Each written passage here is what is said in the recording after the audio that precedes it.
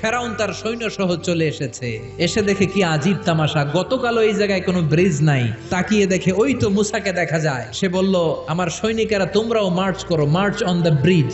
মুসা আলাইহিস সালামের পেছনে পেছনে ধরার জন্য সেনাবাহিনীর সব সৈনিকেরা লেফট এন্ড রাইট করতে করতে মাঝ বরাবর চলে এসেছে। সাইয়েদনা মুসা আলাইহিস সালাম লাঠি তুললেন। লাঠি তোলার সাথে সাথে ফেরাউনের সব সৈন্যগুলোকে ফেরাউন সহ লোহিত সাগরের মধ্যে ডুবিয়ে দিল কে? পানি খেতে খেতে এক একটার পেট এত বড় হয়েছে।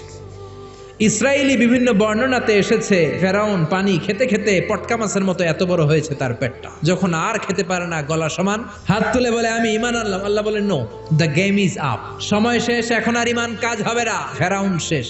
কিন্তু ফেরাউনের চেলারা দুনিয়াতে আছে না নাই? ফেরাউনের চাচাতো ভাইদের গোষ্ঠী আছে না নাই? যারা নবীদের কথা সহ্য করতে পারে না, কোরআনের কথা সহ্য করতে পারে না, ইসলামের কথা শুনলেই গায়ে চুলকানি ধরে, এরকম বেয়াদব আছে না নাই?